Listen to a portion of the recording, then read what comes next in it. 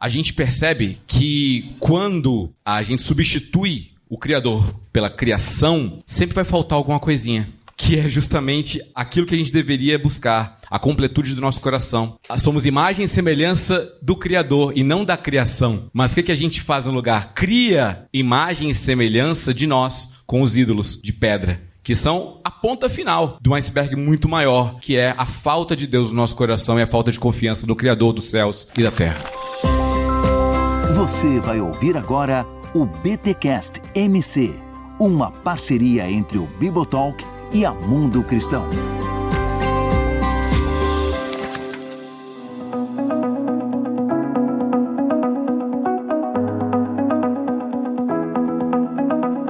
Muito bem. Começa mais um BTcast MC, o de número 35. Estamos ao vivo aqui no BTD São Paulo e a galera gostou? Eu sou o Rodrigo Bibo e tem aquele hino, Alex, aquele hino. Eu me amo. Conhece? Eu me amo. É um hino lindo, hino contemporâneo. Só porque eu tinha dito que você não cantava mais. Pois é, em sua homenagem, tá voltei vendo? a cantar no BTcast. Porque quem canta seus males. É que ele tá treinando pra ir pro Ídolos. Nossa! Sensacional! Sensacional! Que isso? Cacau. Muito bom. Você roubou minha entrada, Cacau. Rapaz, já teve a tua entrada, Cacau. Foi. Tem que arrumar outra agora. Matou a tua entrada? Matou. Eu sou o Alex Stahlhöfer e eu sou também um fabricante de ídolos. Olha aí, Ezequielzinho 14. E eu sou Alexandre Melhoranza e graças a Deus que foi um bezerro de ouro e não um milho de ouro. Meu Deus, 1 milhão. 1 milhão. Eu sou o Cacau Marx e eu penso no Tim Keller todos os dias. Meu Deus. E no Império Romano também, nós homens, Só né? mais no Tim Keller do que no Império Romano. O Tim Keller se tornou meu Deus falso. Nossa, mano. Muito bom, muito bom. Eu sou o Erlan Tostes e tem homicídio culposo e doloso. Ai, meu Deus! Santo Deus! Idoloso. Idoloso, nossa. Nossa, não! Meu Deus. Gente, que legal. O assunto é sério, mas a gente faz esse quebra-gelo aí. E foi muito bom. Ouvimos aí palestras de Melhoranza, Cacau e Alex. E temos aqui o Erlando Ovelhas Elétricas, que foi pego no pulo do gato, né? Apesar de ele não ser tão gato, mas a gente pegou no pulo pra ele gravar. Ele é bonito. Ele tá com o cabelo do Super Choque ultimamente, eu tô achando uma massa. Lembra do Super Choque? É, né? É inspiração. Vou dar choque no seu sistema. Muito bom. Gente, o tema aqui é idolatria. Milho, as palestras, elas vão estar disponibilizadas em algum momento no canal nosso ou da Mundo Cristão. Você sabe que você me assustou, né? Por quê? Porque não, a primeira pergunta vai ser pra você. Melhorança, você falou na sua palestra, que o pessoal vai poder conferir em algum momento no canal do Bibotalk ou da Mundo Cristão, pra deixar bem claro, que a criação pode nos ajudar no combate à idolatria. Você falou alguma coisa nesse sentido, né? Que Sim. A criação, enfim. Até queria que você explicasse um pouquinho esse conceito e já respondesse a minha primeira pergunta, que é: como que a criação pode me ajudar a combater a idolatria? Se em Romanos capítulo 1, Paulo vai falar que a criação, né, que o pessoal, de alguma forma, caiu num caminho de idolatria, mesmo conhecendo Deus, só que na teologia a gente chama de revelação geral, que parece que não foi suficiente pra galera entrar nesse mundo de idolatria, enfim, e todas as consequências da ira de Deus ali que é derramada e tal. Romanos 1, a partir do versículo 18, se não me falha a memória. Então, parece que em Romanos 1, a revelação geral, ao mesmo tempo que culpabiliza a humanidade por não reconhecer Deus, ela não parece ser suficiente no combate à idolatria. Então, eu queria que você explicasse um pouquinho o conceito que você trouxe na sua palestra, mas também agora ampliasse a partir do que eu acabei de colocar. Beleza. Quando a literatura de sabedoria, ela diz que a criação proclama a glória de Deus, e aí a gente retoma aqui um pouco do hebraico, glória significa, é a mesma palavra para peso, né? Kavod é peso, é essência. Então a criação vai revelar a essência de Deus, a criação vai revelar a presença de Deus no mundo. Então, em tese, os seres humanos deveriam olhar a criação e pensar: uau, que negócio extraordinário. Eu jamais seria capaz de produzir algo assim. Isso nos levaria a uma posição de humildade diante de Deus, no sentido de, por melhor que eu seja, eu jamais poderia criar uma montanha. Quando você está indo ali para os Alpes e você vê aquelas montanhas com neve no topo, você olha aquele, meu Deus, que negócio sensacional. Eu jamais poderia, eu sou tão pequeno, né? Eu conheço uma pessoa que ela diz assim: eu não gosto de montanhas porque elas me oprimem. Elas manifestam o quão pequeno eu sou. E é justamente essa a ideia da coisa. A gente vê o Grand Canyon, nunca vi o Grand Canyon. Mas é legal falar, né? Não, porque eu vi a cara que vocês fizeram quando eu falei dos Alpes. A gente também nunca viu. Então, exato, a gente também nunca viu. Então, aí eu cito um negócio que eu também nunca vi, mas eu acho sensacional. O Grand Canyon. Então, imagina, você passa ali no Grand Canyon, não, mas nem que eu tivesse uma bomba atômica eu conseguiria produzir aquela beleza, aquelas curvas. Então, isso me leva a uma posição de humildade diante de Deus. Isso quer dizer o quê? O quão pequeno eu sou, e eu aflijo a minha alma, e eu retomo um pouco o conceito que eu apresentei na palestra, eu aflijo a minha alma dizendo: a criação ela é magnífica e eu não tenho capacidade de produzir algo igual. Só existe uma pessoa no universo que pôde fazer isso, e essa pessoa não sou eu. E aí eu sou levado a dar glória a Deus, ou eu sou levado a reconhecer que Deus está presente nesse mundo, porque não é possível algo dessa natureza, dessa magnitude, aparecer do nada. Então, a criação deveria nos levar a uma posição de humildade, de afligir, de fazer sofrer a nossa alma. Beleza. Eu não sou o Criador. Ok, isso foi a tua palestra, né? E agora Romanos 1 nessa história toda. Romanos 1, do 18. A ideia de que... Vocês estão entendendo a minha pergunta ou a minha pergunta não faz o mínimo sentido? Acho que ela faz. Ufa! Não, faz sim. Ufa! Porque você está dizendo que Deus cria todas as coisas, mas o que o pessoal cria, o que Deus cria, também faz com que as pessoas adorem a criatura e confundam com o Criador, né? Exato. Ah, saquei. É que o milho, gente, só prega Antigo Testamento. É só lei. Mentira. Mas então, Cacau, já que você entendeu a minha pergunta, já que você prestou atenção na minha pergunta, Cacau, por favor, tenta me ajudar a desenrolar isso aí a partir desse negócio do milho. Foi mal. Então, mas é isso mesmo. Tem uma coisa... Obrigado, Romanos 1 é um texto sobre idolatria muito importante, né? Porque ele vai abordar uma série de questões ali e Paulo vai fazer uma conexão muito interessante com o desenvolvimento do livro, né? Quem é DBT aqui e participou da última mentoria? Levanta a mão. Escola Bibotalk Teologia, levanta a mão aí. Uma Nossa, pessoa. que sucesso. Duas, três, quatro. Três. É da IBT e participou da última mentoria. Tem mais gente da IBT que não participou. Quem é da IBT, então? Levanta a mão aí. Aluno da Escola Bibotalk. Teologia. Aí, ó, mais gente, tá vendo? Pessoas, show. Nós falamos como o Paulo fala sobre a questão da criação, da natureza, a inutilidade e como isso conecta com o fato de que as pessoas se voltam para os ídolos de pedra e tal. E isso é uma questão que acho que vem do nosso coração. Isso aí é o grande negócio que o Milho insistiu e eu acho que tem que insistir mesmo porque a gente confunde que essas imagens que a gente identifica como idolatria, elas nascem do nosso coração.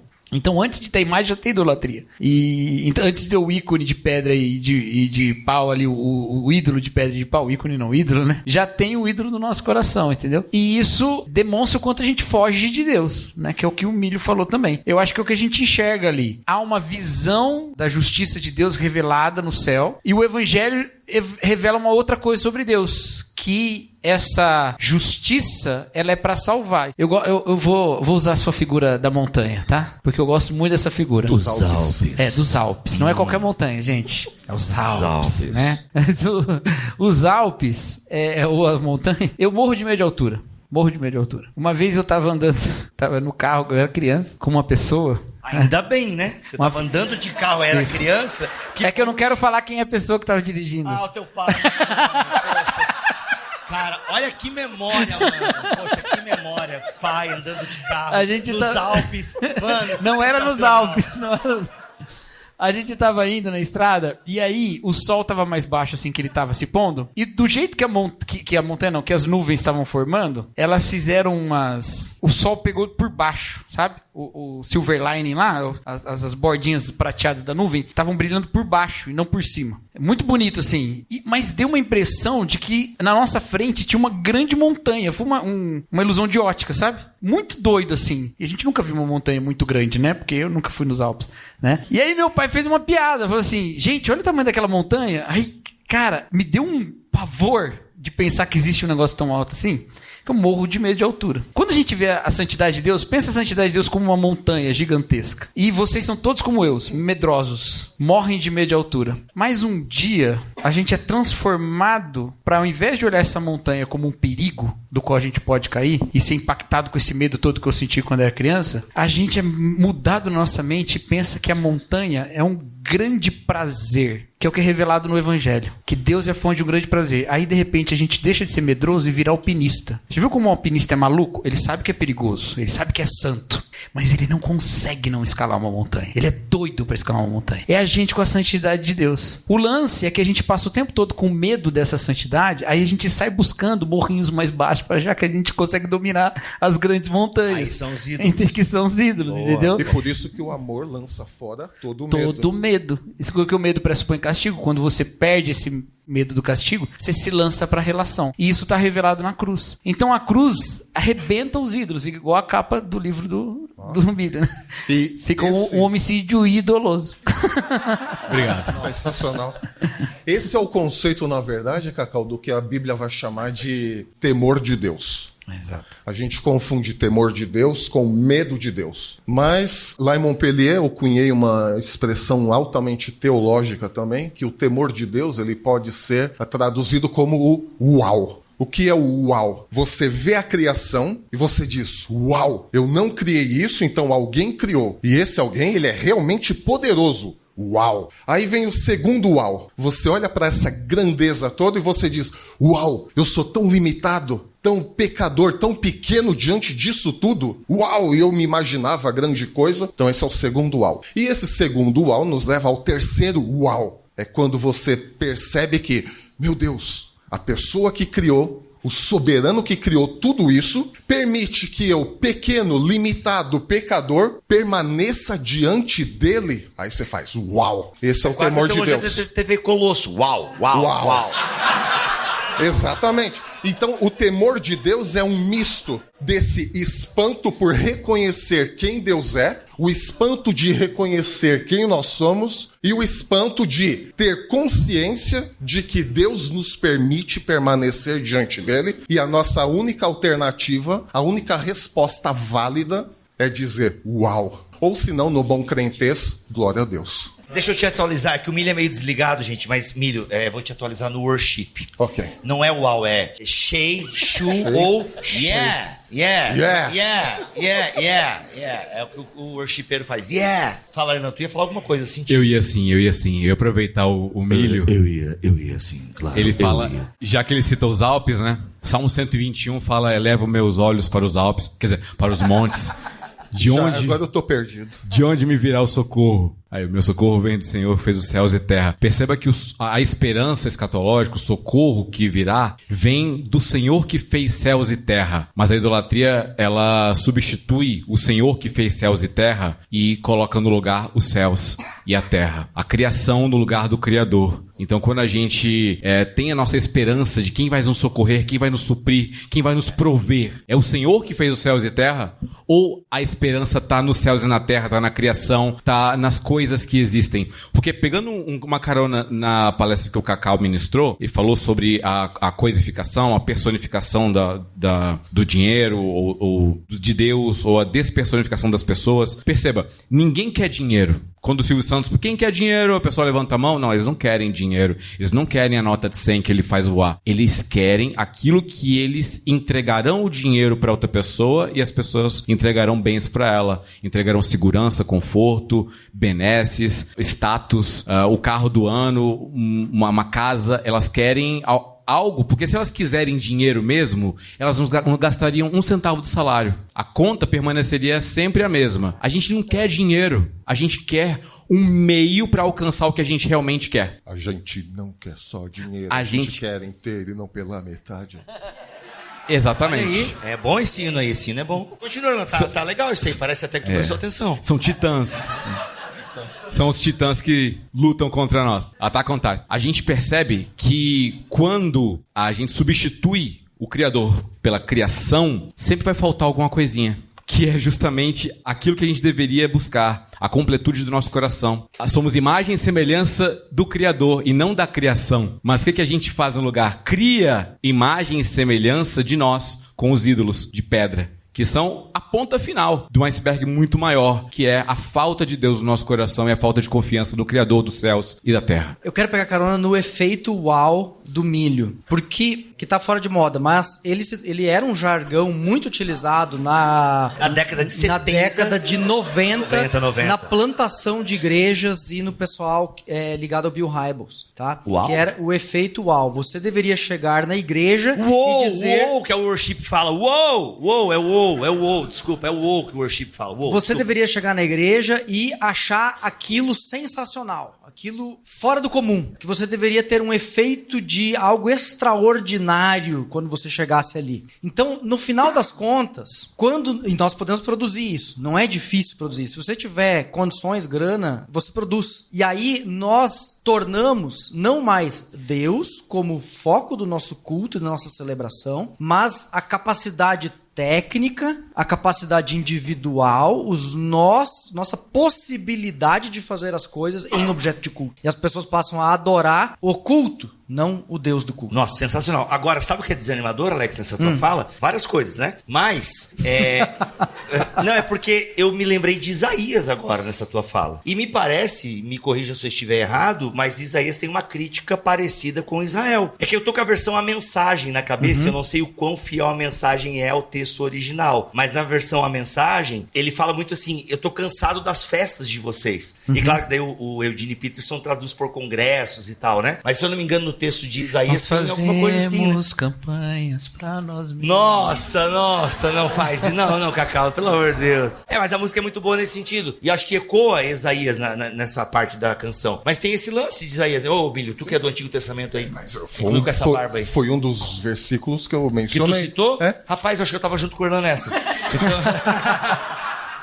Entendi. Pra quem não tá entendendo a piada no podcast, o Orlando deu uma cochiladinha, mas ele veio de Brasília, e Brasília tá tenso. Eu tava orando, gente. Tava orando, é claro, é isso aí. Não, mas então é meio desanimador nesse sentido, Alex, porque parece que o povo de Israel também já tinha criado uma estrutura toda funcional em que funcionava e não precisava nem de Deus, né? Exatamente. É Jesus amaldiçoando a figueira como uma atitude parabólica do que ele vai fazer com o templo, que também funcionava sem Deus. Então, qual é a nossa esperança? Eu tô cansado dos teus hinos, tô cansado dessa tua música que tá me incomodando meus ouvidos, Deus disse. Olha aí, mano, meu Deus, e a gente ama música hebraica, né? A galera fica aí, ó, e Deus estava cansado. Então, worship, né? O que Deus pensa hoje, será? Então, a questão, mas falando sério, não é um pouco desanimador, assim, a gente Com saber certeza. que é uma crítica antiga já, né? A Kate, desse livro aí do Fama, Dinheiro e não sei o quê, me dá um certo desespero, assim, entendeu? Saber qual é o caminho, então? Porque a gente... O caminho é Romanos 1:17, porque antes de entrar nessa questão toda da criação como criador, como ídolo, Paulo vai dizer, porque o evangelho é revelado a justiça de Deus, uma justiça que do princípio ao fim é pela fé, como está escrito, o justo viverá pela fé. E aí a gente tem que entender, de novo, o justo na Bíblia não é a pessoa que não peca. O justo na Bíblia é a pessoa que entende a justa, correta e boa relação com Deus. Qual é a justa, correta e boa relação com Deus? Eu sou pecador limitado, existe só um único Deus soberano e poderoso. Já começa por aí. Então eu me ponho no meu lugar e eu dou a devida glória a Deus. Esse é o justo, não é o sem pecado, porque sem pecado ninguém é, a gente vai continuar pecador até que Jesus volte. O Cacau tem pecado, vocês acreditam? É difícil, impressionante, né? mas difícil, tem. Mas ele nunca me contou nenhum. Já pedi pra dar uma igualada na balança, ele, né, se manteve. Inclusive ele falou o seguinte... A gente acha que o Léo tem também. A gente não sabe. A gente acha que o Léo tem, mas a gente tem que A conversar Jennifer com ele. jura que tem, mas a gente não vê. Mas a gente não, enfim. Aí o que acontece? Aí o cara falou assim, não, no livro do Tim Keller, que já foi citado aqui, eu tenho um pecado lá. Então, mas ele não me falou. Falou pro Alex? Falou.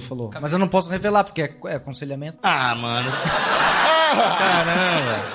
Então me dá uma ideia, mas as coisas. Depois eu te conto, depois eu te Tá bom, conto. obrigado, me conta. E o segundo conceito aqui, o primeiro justo, como a gente acabou de falar, o segundo aqui é fé. E aí a gente acha também que fé é só acreditar em alguma coisa. E não é. Fé é um conceito bíblico que significa permanecer firme. Se tudo vai bem, a gente permanece firme. Se tudo vai mal, a gente permanece firme. Firme em quê? Na verdade bíblica. Qual a verdade bíblica? Verdade na Bíblia é o contrário de ilusão. Qual ilusão? O ser humano se acha Deus, mas não é Deus. E aí ele se lasca quando acha que é Deus e tem que assumir as consequências disso. Então a gente permanece firme no ensino bíblico de que nós não somos Deus e de que Deus é o único soberano. Então o justo viverá pela fé. A pessoa que desenvolve uma boa e correta relação é aquela que entendeu a verdade bíblica de que ele não é Deus e que existe só um único Deus. A gente vive firme nessa verdade bíblica. Se tudo vai mal, eu não sou Deus, Mas eu não como posso é difícil melhorar. isso, Milho, na cultura que a gente vive, Por que é a cultura isso- da celebridade, a cultura do...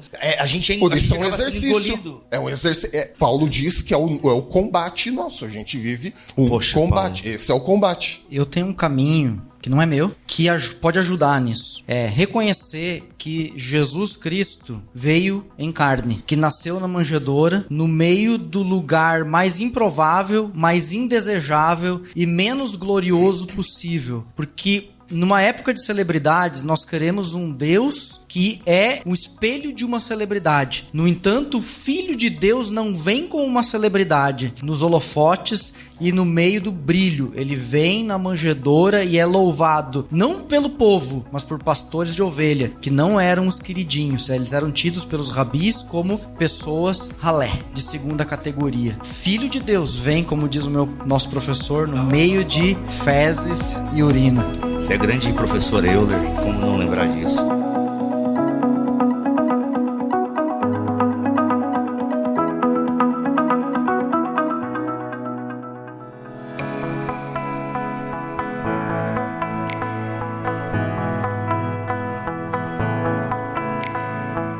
E isso é uma coisa que acontece o tempo todo, né? Essa nossa formação, ela vem dessa visão de Deus que a gente tem errado. O Deus que a gente vê como celebridade, ele não enxerga o Deus encarnado de Jesus Cristo, né? Você conheceu o Deus estranho. Porque é o Deus estranho, né? Por exemplo, né? Na queda, a serpente fala lá para o homem e para a mulher. Olha, para a mulher explicitamente, né? Mas fala ali naquele contexto. Olha, se você comer, você não vai morrer. Na verdade, Deus não quer que você se torne um deles, como ele. Então você não vai morrer. De fato, o que ela fala é verdade. Quando ele falou É. que emagrece, O que ela fala o que a serpente fala é verdade. Você se tornará como um dele. É verdade. Porque Deus fala isso depois. Agora o homem se tornou como um de nós. Só que, como um de quem? Porque a gente faz uma confusão entre a doutrina da imitação de Cristo e da imitação de Deus, né? Que Paulo fala ser imitadores de Deus. E vê a serpente falando, você será como Deus, mas é pra ser como Deus e tal. Lógico que, por um lado, tem o fato de a gente querer ser Deus e não ser como o Deus verdadeiro. A gente quer estar na posição de Deus. Mas eu acho que tem uma coisa em Gênesis que é a mulher e o homem, eu acredito que também, né? Uma vez que a ideia lá é da humanidade, quer ser Deus como é o Deus da serpente. Por que Deus mandou não comer do fruto? Porque era um perigo para eles, vocês vão morrer. E o que a serpente disse? Não, esse Deus é invejoso, esse Deus não quer que você seja como ele. É esse Deus que a mulher tá tentando ser e que o homem tá tentando ser, entendeu? Então tem uma deturpação de quem Deus é. E isso faz com que essa cultura entre na igreja, porque todo mundo fala o mesmo Deus, e por isso que tem que falar, Deus não é seu ídolo, porque todo mundo fala do mesmo Deus, serve o mesmo Deus, fala que é Pai de nosso Senhor Jesus Cristo, usa todos os nomes que a Bíblia fala sobre Deus, canta lá a música do Kleber Lucas inteirinha, com todos os nomes em hebraico, grego e tal. Mas o que você tem aprendido sobre quem esse Deus é, não é o Deus encarnado entre fezes e urina. É o Deus da glória, né? Aí Lutero, nada de braçada, né? Que é a teologia da glória que a gente quer o tempo todo. E a gente quer a glória, e não o Deus glorioso que se esvazia e que nos encontra, né? Então, a adoração, eu entendo que ela é a chave pra gente lidar com isso tudo. Essa adoração que nos coloca nessa posição. Não é um uau pela estética, nem um uau porque aquilo alcançou meu coração, é o uau pela essa imensa história transformadora, revolucionária, fundamental, abaladora de estruturas, que é a história do Evangelho. Que é aquela que faz Paulo explodir de louvor em Romanos capítulo 11. Depois que ele fala tudo aquilo, ele... Oh, que grandeza, conhecimento, a sabedoria de Deus, como insondáveis são os seus caminhos, ele explode em adoração. É esse o conhecimento de Deus que nos faz falar o áudio. Qual que é? O evangelho que ele falou lá no capítulo 1, que é impressionante. Ele fala, olha, o evangelho é poder, porque no evangelho se manifesta a justiça de Deus. Você fala, eita, a justiça de Deus não é uma coisa muito boa, porque eu sou pecador, a justiça de Deus vai acabar comigo, mas é para salvar. Peraí, como é que a justiça de Deus é para salvar? Então senta que eu vou te contar uma história com o plot twist mais incrível. Uau! Entendeu? Esse uau do evangelho. Eu acho que isso se encarna, e eu acho que tem muito a ver com a palestra do Alex. Isso se encarna muito nessas nossas relações pautadas pelo evangelho. Sabe? Nesse dia a dia do encontro, nesse dia a dia do lidar com a fé e de ter que engolir sapo do irmão, né? E de ter que lidar com o fato de que o cara pensa diferente, fala diferente, não sei o que lá. E você tá lá dia a dia caminhando com o cara e olhando pro mesmo Deus. Aí você tá morrendo de raiva porque ele fez um post muito besta no Instagram e aí criticando o Fernando Diniz, que é o grande pecado do Léo, que ele é idólatra do Fernando Diniz. E aí, não é verdade assim? E aí você fica bravo e você chega na igreja e de repente vocês todos estão cantando lá, ele exaltado, o rei exaltado. E aí você fala assim, meu Deus, eu nessa minha visão microscópica, eu me acho tão grande comparado com o outro, porque eu tô do ponto de vista de um grão de sal olhando para um grão de talco. Mas quando eu falo ele exaltado, é a visão macroscópica de Deus, a gente é tudo pó. Ali tem um uau do evangelho manifestado na nossa relação, entendeu? Acho que é esse. E aí, Cacau, acho que dá um link com a tua palestra, onde você fala de personificarmos mamon, personificarmos o dinheiro e coisificarmos as pessoas, né? E muitas vezes nessa cultura de celebridade, nessa questão da igreja, às vezes até buscando relevância, ela acaba coisificando as pessoas e virando uma carne moída de voluntários, muitas vezes, né? Exatamente. É terrível, né? Terrível. Porque você faz todo mundo ser servo de uma estrutura, né? Servo de estrutura. Ou servo de uma marca. Gente, eu acho que o maior desvio da igreja como corpo de Cristo é virar uma marca hoje, né? O Karl Barth dizia que não é nada mais desprovido de sentido do que transformar o evangelho de Jesus numa religião. Aí eu tenho vontade de falar assim, Barth, você ainda não viu transformar o evangelho numa marca. É ainda mais sem sentido do que transformar numa religião. E ali ele estava dando um cutucão no Schleiermacher, muito legal. E aí... Mas... a gente faz isso. Imagina, você quer exaltar o nome de uma igreja. Já nem é igreja mais. Entendeu? Agora, quando a gente se reúne, olha para Jesus Cristo e a gente é meio que apagado. Não porque as nossas individualidades são apagadas, não porque a nossa personalidade é apagada, mas porque naquele momento a glória do Senhor nos invade de um jeito que aquilo é a coisa mais desejável do mundo. Não sobra espaço para ídolo nenhum, entendeu? Não sobra espaço para isso. E isso é um problema para os protestantes, né? Porque a gente adora uma placa, a gente adora brigar por uma doutrina, a gente adora brigar pelos nossos cercados. Isso se torna um problemão para nós, então, né? Falando de nós, né? É que não tem um santo dentro da igreja, mas tem um logo que a gente adora, entendeu? Eu falei ontem no podcast, aquela é boa, né? Foi boa. Eu falei assim, se você vai numa igreja que tem uma estátua de São Pedro, e você vai numa igreja que tem uma foto de um pastor gigantesca, Pedro eu sei o que ele fez. O pastor eu não sei. Se eu tenho que escolher, bora no Pedrão, né, velho? Boa, Pedrão, entendeu? Agostinho, né? Que tem as confissões, que a gente já sabe. Boa. Então, assim, a gente tudo... Mas isso tem um porquê, gente. A gente tem uma visão de sucesso de igreja que é uma visão totalmente importada da visão empresarial. A gente quer uma igreja top of mind. É isso que a gente quer. Quando fala de igreja, você pensa naquela. É isso. Se tiver prêmio de igreja top of mind... Quando fala igreja, você pensa em qual? Aí fala, tchau, tomara que não seja a sua. Se for, vai embora. Porque igreja tem que... Quando fala de igreja, você pensa em quem? Eu penso em Jesus. Porque é para ser o corpo de Cristo. Ela tem que testemunhar quem é Jesus na terra. O Bonhoeffer que tinha esse negócio, né? Que assim, como é que eu vejo Jesus no mundo hoje? Eu vejo é na comunhão. Eu vejo é na comunidade. Agora, se quando eu olho para a comunidade, eu vejo uma igreja, ou quando falo o nome da igreja, eu penso numa marca, desprovido de sentido total. E eu acho que é uma idolatria protestante frequentíssima. Super frequente. Se eu abrir uma igreja, eu vou usar só fonte Arial, sem marca, sem logo. Comic Sans. Comic Sans. O cara já entrar com raiva de você. Não, o grande problema disso é que a gente busca sempre a uniformização das coisas. No fundo, a gente quer que todo mundo seja igual a gente. Por isso que se cria marcas, né, para identificar ali o logo, ou por isso que se cria padrões de vivência, de comportamento. E aí, olhando o livro de Apocalipse, a gente vê que a uniformização é justamente a marca da besta. E aí na marca da besta... E Babel também, que ele citou. E aí a gente fica procurando o chip, a gente fica procurando o QR Code, a gente fica... Qual é a marca da besta hoje, assim?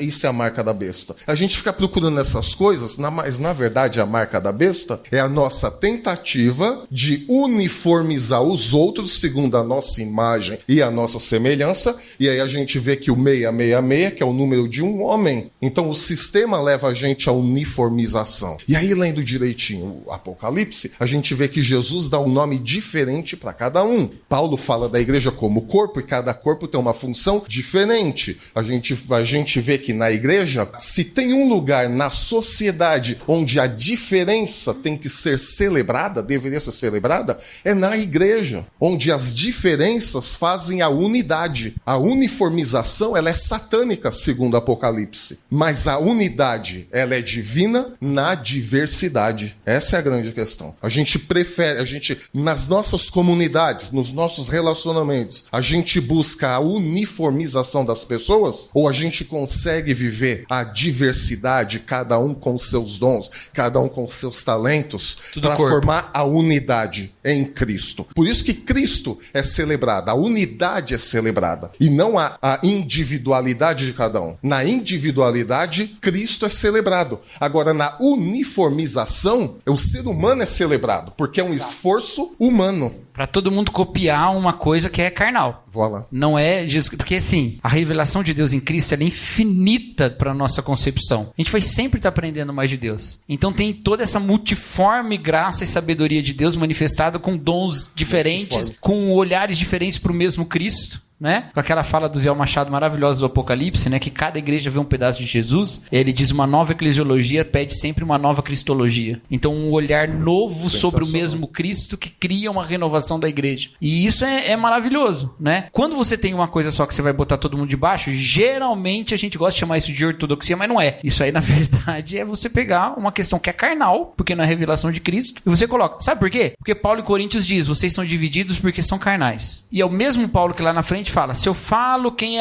não sou mão, não sou do corpo. Então ele está dizendo, dentro dessa unidade do espírito, que é espiritual, existe a diversidade de dons, mas não só, porque ele vai falar também até de certos entendimentos da Bíblia. Por exemplo, uns comem de tudo, outros botam sal no açúcar, ou açúcar no café. Sal no açúcar ficou ruim, né? Bota açúcar no café. Ele até se confunde. Mas é porque ele gosta tão pouco de açúcar que ele joga sal no açúcar. Ele é contra o açúcar total, né?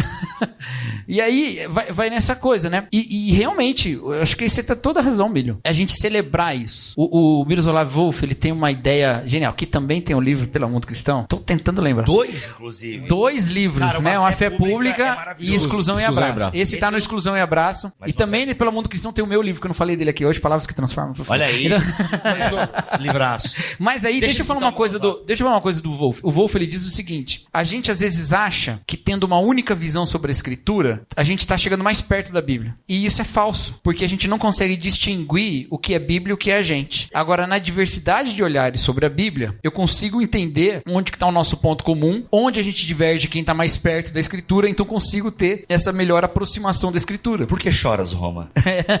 Então tem essa caminhada. Eu acho isso sensacional, porque de fato é um Cristo que ele vem diante de nós, ele se revela diante de nós, a gente sai meio que catando algumas coisas dele, tentando entender, e de repente chega alguém lá e fala assim: ei, tem uns gentios lá se convertendo em Antioquia, o que a gente faz? Sei lá, vamos conversar. Aí chega lá Pedro e fala: eu fui o primeiro a ter aquela visão. Aí Tiago podia levantar a mão. Eu gosto de pensar que Tiago estava meio incomodado naquele dia. Desculpa, Gui, mas mas aí ele fala assim, ele podia ter falado: aí por que eu não tive? Por que você teve? Porque ele teve, porque foi com ele. Ué, porque Paulo e Barnabé estavam lá, e você não estava, outros estavam. E pronto, então vamos sentar e vamos conversar? Porque as nossas perspectivas diferentes nos ajudam nisso. Eu acho que essa questão da uniformidade é perfeita. Eu nem tinha pensado nessa conexão, você conectou perfeitamente. Uniformidade e idolatria. Meu Deus, já pensou se eu escrevesse um livro pelo mundo cristão? Eu compraria esse livro. Eu compraria esse livro. Deus não é o seu ídolo, Alexandre Melhoranza, livro da Mundo Cristão. E Paulo ainda... Me chama pro prefácio. Me chama pro prefácio. Paulo, ele vai tratar essa questão em Romanos 14, que ele vai dizer, né? Receba quem é fraco na fé, mas não para discutir em assuntos controversos. Um crê que pode comer de tudo, já o outro, sendo fraco na fé, come apenas hortaliças. Aquele que come de tudo não deve desprezar quem não come. Aquele que não come de tudo não deve condenar quem não come, pois Deus o aceitou. Quem é você para julgar o servo alheio? E aí, usando outra expressão altamente teológica, um bom resumo de Romanos 14 é: não encheis o saco uns dos outros, para que o nome de Cristo seja glorificado. Muito bom, muito Isso resolve a metade dos nossos problemas. Eu gostei, mas eu gosto do jeito que tá na Bíblia. Ai, meu Porque Deus. na Bíblia diz assim: aceiteis uns aos outros como foram aceitos por Cristo. Sim. Meu, é muito doido isso, cara. Porque você se julga aceito por Cristo, não julga? Você não acha que você tá na comunhão de Cristo? Como é que você não estende a mesma coisa pra alguém? Você é muito menos santo que Jesus. Como é que você não estende a mesma compreensão? E é lógico que aí vem, e sempre que a gente fala essas coisas, as pessoas, né, ficam meio incomodadas, então já vamos abordar, tirar o elefante da sala. É claro que a admoestação faz parte disso, mas não porque você se julga de uma natureza diferente da pessoa admoestada, mas porque você ama ela. Entendeu? E até porque você sabe que na posição dela talvez você cometesse o mesmo pecado. Então você pega e admoesta em amor, falando: cara, pra lá é melhor, pra lá é melhor. Ah, você tá dizendo que você sabe mais que eu? Não, eu tô dizendo que se eu tivesse no lugar, talvez eu ia fazer a mesma bobeira. E eu espero que eu tivesse alguém como eu tô sendo agora pra dizer: pra lá é melhor. Entendeu?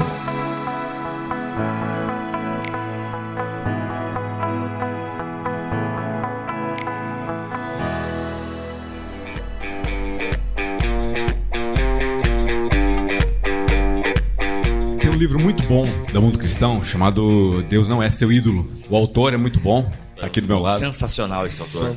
E O link tá na descrição do episódio. a palavra ídolo, ela meio que ganhou novos ares com a modernidade, até que tem American Idol, tem ídolos no Brasil, tem, assim, qualquer pessoa famosa, pra pegar a palestra do Alex, que eu tava acordado nessa, ele fala sobre fama, né? Celebridade. Então, você pega pessoas famosas, quem é seu ídolo? É o Justin Bieber, Taylor Swift, qualquer um, BTS. né, famoso. BTS. Quem é uma pessoa, por exemplo, uma pessoa que eu admiro muito, assim, Al Pacino. Sou fanzaço. Desde o primeiro filme dele, Me e Natalie, 69, até o Irlandês, eu vi filmografia completa. Eu amo Al Pacino e imito as falas dele.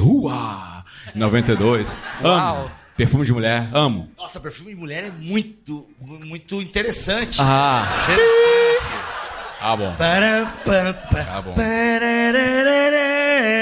Esse Você sabia que é Al Pacino, cego. Mas assim, eu sempre confundo com o Robert De Niro. Eu gosto mais do Robert De Niro, porque eu gosto do Senhor Estagiário. Desculpa. Não dá pra estar certo sempre. Exato, foi mal. Então, eu sei muito sobre o Al Pacino, eu varri o IMDb dele, eu sei a filmografia, sei as falas, sei muita coisa sobre ele. Al Pacino não faz ideia quem sou eu. Perceba que a relação, ela é uma só via. Eu acho também, né? Vai que ele me segue. O fake, Com né? o fake, né? E perceba que é apenas uma relação de conhecimento. Eu sei coisas sobre ele, mas a gente não tem um relacionamento. Perceba onde eu quero chegar. Às vezes a gente é fã de Deus. A gente tá no fã-clube de Jesus. Eu sei tudo de Jesus, tudo que ele falou. Tem uma Bíblia onde ele fala tá em vermelho e eu decoro tudo que ele fala. Amo falar sobre Jesus. Amo Jesus. É uma coisa maravilhosa. Jesus não faz ideia quem eu sou. Isso tá na Bíblia. Mateus 7. Isso tá na Bíblia. Esse texto me assombra. 24? 7. 25. A partir do 20 ali. Não vos conheço. 25, não 25. vos conheço. Não vos conheço. 7, não. 21. 21, o Alcino, inclusive, lê todo dia esse texto e sabe de cor aí. Então, Eu e o vigia. Alcino decoramos a Bíblia inteira, nós dois. É verdade. Não vem com essa piada. Então, olha só. Vai ter fã-clube de Jesus indo pra esquerda no último dia. Jesus, pessoas que amam ler as palavras dele, decoram, põem, amarra na testa e faz um monte de coisa legal. Por que choras, Neymar? Desculpa, Mas Jesus não os conhece. Perceba que Jesus se tornou um ídolo. Jesus se tornou uma ideologia, se tornou uma idealização. Então, é Jesus de acordo com o que eu entendo sobre ele, né? A gente gravou um podcast sobre American Gods e tem uma hora lá que aparecem vários Jesus, porque cada um é que nem pizza, né? Você escolhe, ou então espoleta, você escolhe aqui o ingrediente, escolhe uma característica de Jesus e, de repente, você tem Jesus conforme a sua imagem e semelhança. Entendeu? Entendeu? Então, às vezes, Deus se torna o nosso ídolo, não porque a gente tem um relacionamento com ele, mas porque a gente sabe coisas sobre ele, gosta disso, mas tudo bem, fica só no campo do conhecimento. Minha filha, ela tem um relacionamento comigo. Ela acabou de me mandar uma mensagem aqui, tem uma meia hora, falando do mangá que ela tá lendo em coreano, maravilhoso, solo leveling, muito legal. E ela me mandou falando, caraca, o capítulo 56 tá maravilhoso. Ela teve prazer de compartilhar comigo uma alegria que ela tá tendo, porque ela gosta. Ela tá lendo em coreano? Não, é traduzido, é um mangá coreano. Não, louco.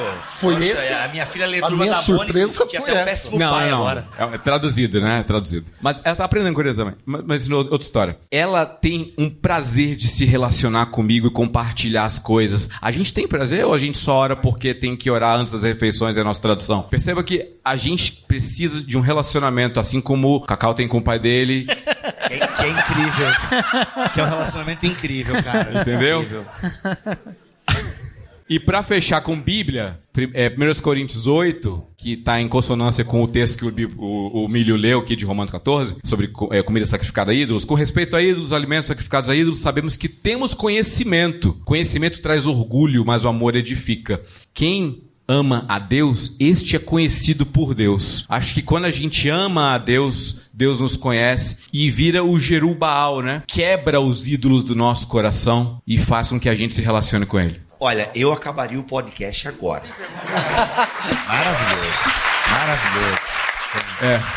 Quando eu tô acordado, né, Bíblia?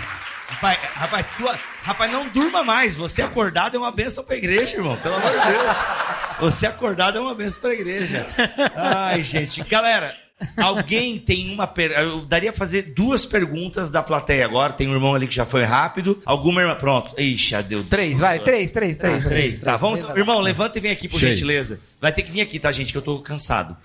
Inclusive tem podcast sobre cansaço também. Diga o teu nome e faça uma pergunta. Meu nome é Lucas. Minha pergunta é: há espaço para ambição no ministério, na igreja? E se sim, como nós podemos encontrar a maneira correta de fazer isso? Muito boa a sua pergunta, e isso foi realmente uma pergunta. Muito bom esse teu exemplo de como você fez. Tem espaço para sonhar. Eu creio que Desde que Deus não destrua os sonhos. Desde que Deus não destrua. Muito bom.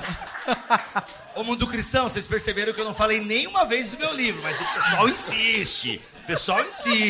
A gente pode sonhar. E a gente pode ter planos, ter ideias. Onde é que a gente gostaria de chegar, onde é que a gente gostaria de levar a igreja, planejar. Tudo isso Deus nos deu racionalidade, capacidade para fazer. No entanto, a palavra última é do Senhor. Então pode ser que você... E eu tive uma época em que eu sonhei e coloquei no papel: eu quero que a minha igreja atinja 200 membros até tal e tal coisa. Por que isso? Porque eu ouvi de outros dizendo: você precisa colocar no papel o projeto que você tem de futuro para a sua igreja. Deus nunca realizou, graças a Deus. Se ele tivesse realizado, muito provavelmente teria achado que foi meu mérito. Eu dou graças a Deus que ele nunca realizou o meu desejo. Muito bom, destruiu o sonho. Mas alguém quer falar sobre isso, assim? Sobre esse lance de planejar? E que pode acontecer também, de às vezes você planejar, porque também querer que, às vezes, parte do teu... Agora eu vou me meter no teu rolê aí, e eu vou estar errado porque tu já disse que Deus destruiu. Mas eu penso que parte do teu sentimento foi, cara, se a gente alcançar 200 pessoas, poxa, foram 200 pessoas também alcançadas pela palavra de Deus. Então isso talvez seja um sentimento, um desejo verdadeiro, né? De você se planejar, como é que a gente alcança essa localidade. Então acho que quem trabalha até isso é o Ed Stetzer, né? Sim, mas eu tava falando de mim porque eu entendo onde é que tava o coração. Exato, entendeu? tu só porque o teu coração tava realmente em números, e olha só a minha estratégia, né, do grego estratégia, para honrar o Guilherme aqui. Então assim, o que acontece é esse lance, mas às vezes tem igrejas que podem crescer e serem igrejas saudáveis e que estão com o coração no lugar certo, né? Não, então, mas é complicado. É complicado. Por que seria fácil, né, Deus? Por quê? Eu não sei, cara. Tem uma coisa, Lucas, que tem uma coisa que tem sido minha obsessão, assim, ultimamente. Eu acho que devia ter sido sempre. Mas Paulo fala em 1 Coríntios que importa que tais homens sejam fiéis, né? Cara, isso já é muita coisa pra querer, viu? Ser fiel é muita coisa pra querer. Então, eu tenho ficado mais obcecado em ser fiel, sabe? E geralmente as outras ambições me distraem disso. Assim, eu não sei te responder se tem lugar ou não. Mas eu acho que enquanto você estiver desejoso por Cristo e buscando de todo o coração e buscando a fidelidade, os outros sonhos ou destroem ou se concretizam. E aí vem a santa frustração, né? Que é uma frustração santa mesmo, né? Aquela que nos impede de realizar o que não é para ser realizado, né? Então, no final, eu acho que você até pode ter umas visões meio humanas, como a gente tem do céu, por exemplo, né? Como a gente tem... São totalmente humanos, são baseados na nossa experiência. Mas isso não pode distrair da grande ambição de ter mais de Jesus Cristo, de ser mais fiel a Jesus. Isso já é coisa demais pra querer, porque a gente tem muita infidelidade cercando a gente, sabe? Então eu vou mais por aí. Que podcast é esse? Meu Deus. Que a irmã tinha uma pergunta lá, acho que é Gisele o nome, né? Que veio de longe, gente. Olha que... Queria... Hora que o Milho estava falando no início sobre a ideia das cidades como núcleos de afastamento do Senhor. A gente pode dizer, então, que em Apocalipse... A ideia da cidade descendo dos céus seria a remissão dessa ideia, ao invés de afastamento da presença de Deus o tempo todo na cidade? Exatamente. A proposta... Bom exemplo também, né? Muito boa essa sua pergunta. Você realmente fez uma pergunta. Muito obrigado. Olha a pressão em cima do Gustavo agora. A proposta bíblica, o que a Bíblia mostra, é justamente a reversão da história. Se em Gênesis a cidade é o afastamento de Deus, é a negação de Deus, em Apocalipse a gente vê que a cidade desce do alto para a terra. Então é a reversão, a remissão da criação. Exatamente. Muito bom. Isso. E o jardim que vai estar no centro, né? Essa ideia Exato. edênica também. Muito bom. E sem muros, né? E não teremos muros. Sem muros. Não sei, eu tô E imaginando. toda língua confessará. E toda língua Toda confessará. língua. Não precisa Vai se ter preocupar muro se no vai ser céu? aramaico, se vai ser grego, vai ser hebraico no céu, porque toda língua confessará. É verdade. Então não precisa aprender hebraico, né? E nem línguas, nem ser batizado no Espírito Santo. Pô, vai ter toda a língua. Nossa, já tá... Não, o Gutierrez não tá aqui, eu vou ficar quieto. Os desdobramentos teológicos estão ficando Exato, complicados. exato. Muito bom, muito bom. Sua pergunta, irmão, vem cá pro Gustavo. O nome Gustavo, dele? Pô, tu lembra o nome, né, cara? Que Eu legal, lembrava né? dos três, pô. Eu falei com os Sério? três antes. Mas eu falei também, mas eu não lembro. Caramba, é a ausência do pai, né? Só pode. Seguinte, Cacau na palestra falou sobre a questão das relações serem muito funcionais, né? Da gente buscar uma relação porque a gente quer alguma coisa. Como vocês sentem que isso acontece na igreja com relação ao pastor e aos membros? Quando os membros buscam os pastores, e aí vocês que vivem isso, como é que vocês se sentem quando vocês percebem que aquilo é só uma relação funcional? Nossa! Ótimo meu exemplo, né? Deus. Foi uma pergunta mesmo que você fez. Pablo Marçal ficaria orgulhoso de você. Cara, tem tanta coisa pra falar sobre isso. Agora vamos lá. Não, tu tem um tempinho. Não, porque, assim, agora... já tá- Porque todo mundo foi muito bom nas perguntas. Exato. É. Não, e você palestrou muito rápido, então você merece um pouco mais. Não, pera... Ó, cara, tem dois lados, tá? Tem dois lados. Tem um lado de como o pastor vê a ovelha. A gente falou um pouco sobre isso lá em Curitiba, mas para quem não ouviu, eu vou falar também aqui. Às vezes a gente trata os irmãos da igreja ou como problema ou como habilidade, né? Então você vê as pessoas na igreja ou como um problema ou como uma habilidade. Ela nunca é uma pessoa. Ela é um problema, ela vai te dar trabalho. Ela é uma habilidade, ela vai trabalhar. Entendeu? E isso é uma despersonalização. É terrível. Isso vem de uma cultura de igreja que é despersonalizadora, porque é baseada no poder, não é baseada num encontro real ao redor de Jesus Cristo. Então, isso é terrível. O Tove fala um pouco sobre isso por causa dos nossos ciclos, né, de formação de cultura. A gente deve ir pelo outro caminho, né? O caminho da semelhança com Cristo. Agora, tem o outro lado. E tem o lado da solidão pastoral. O lado da solidão pastoral, ele é qual que é a palavra que eu vou usar aqui? Não é solitude, não. Solitude é uma coisa mesmo. boa, solitude é uma coisa solidão. boa. Acho que dava pra chegar até um deserto. Não, tô brincando. Mas... É depressivo. Não, a solidão pastoral é o seguinte, ela não é sempre culpa da igreja. Ela não é sempre culpa da igreja. Pastores de igrejas amorosas, bondosas, graciosas se sentem sozinhos. E o motivo é porque ele enxerga a relação com essa possibilidade de ser funcional. Toda relação com o irmão da igreja envolve um tipo de expectativa na qual o cargo está presente. Então é um processo de despersonalização que ele sofre. E às vezes, para lidar com isso, ele exerce. Entendeu? Dá para resolver isso? Dá. Sabe quando dá para resolver isso? Quando o pastor é reperdoado. Porque ali tem uma quebra de expectativa. É lógico que existem erros que nos desabonam do ministério. Mas quando a igreja dá uma prova de que pastor pode ser humano, aconteceu uma reversão de personalização, que não é comum, porque ninguém espera que você tem que estar numa igreja para personalizar um pastor. Claro que não faz o menor sentido. A Bíblia acho que nem fala sobre isso. Mas quando isso acontece, é um fenômeno, assim, é um jorrar de água fresca na vida, sabe? Então, eu tenho pensado um pouco sobre isso. Porque eu tenho visto muito disso, sabe? Pastores que estão sozinhos, você fala, mas por quê? O que está acontecendo? Sua igreja te trata mal, né? E não, você não tem com quem conversar? Não tenho. Só que as conversas sempre envolvem o cargo. Então sempre tem um nível de despersonalização, sempre tem um nível de, para pegar o nosso querido Buber, né? Um dia eu isto. Né? Em que ele é um isto em algum sentido, ele não é um tu. Então, cara, quando a humanidade do pastor é reconhecida, e eu dei um exemplo, que é o perdoar um erro. Tem outras possibilidades, mas eu só consigo agora pensar nessa, né? Não é que eu tô errando, quero que vocês dois me perdoem não, viu? É que tem 2 ovelhas da minha igreja aqui. Já aconteceu, já de me perdoarem muitas vezes, tá ótimo. Mas entendeu? É essa visão que tira o peso do cargo. Cara, isso é um negócio poderoso. É um tipo de relação muito, muito valiosa, sabe? Então tem essas duas coisas. Eu acho que a primeira é um pouco mais consciente, a gente percebe, mas porque a gente fala muito sobre isso. A segunda é uma coisa que a gente nem sempre trata. E os pastores estão sozinhos, não sabem por quê. Mas é porque nenhuma relação é igual com eles, sabe? Aí você põe ele com outro pastor. Aí também não é igual. Porque aí os dois são pastores. Entendeu? É o que eu falo sobre amizade entre pastores. É o seguinte. Você tem que ter tempo pro pastor se despir do seu pastorado diante do outro pastor. E o outro também. Se encontra 2 pastores no dia, naquele dia, eles só são pessoas que um tem uma congregação maior que a outra.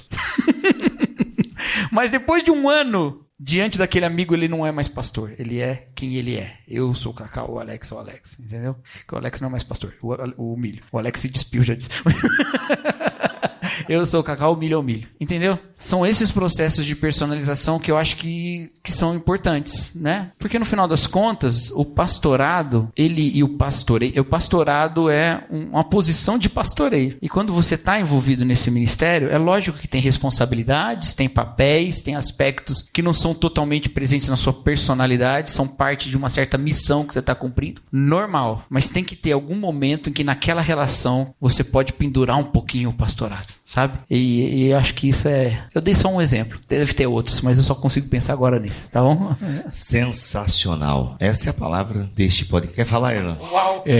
Uau!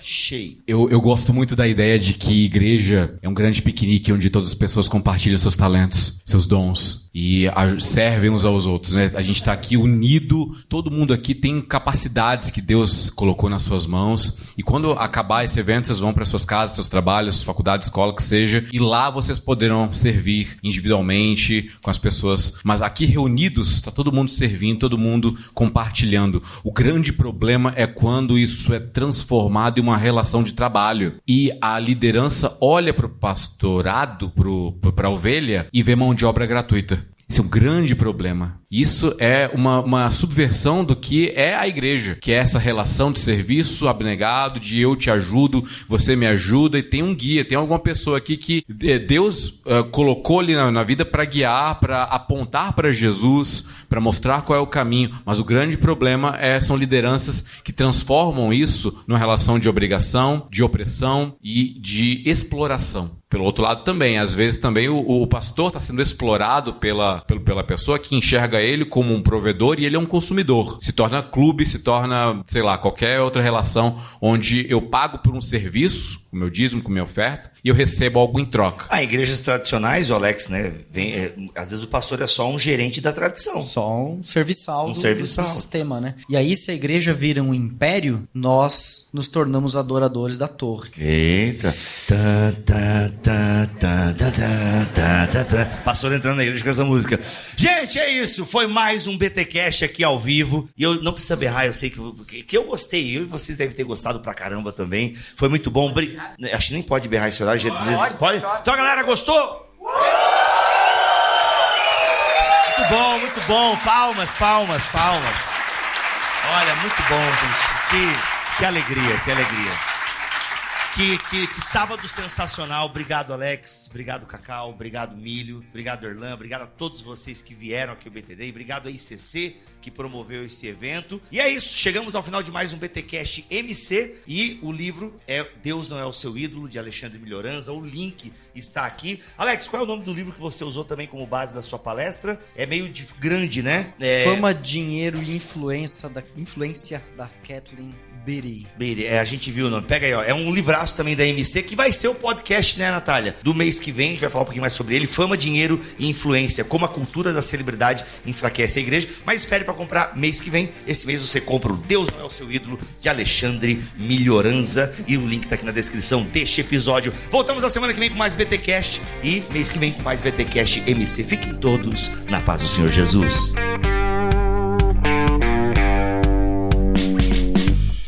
Este podcast foi editado por Bibotalk Produções.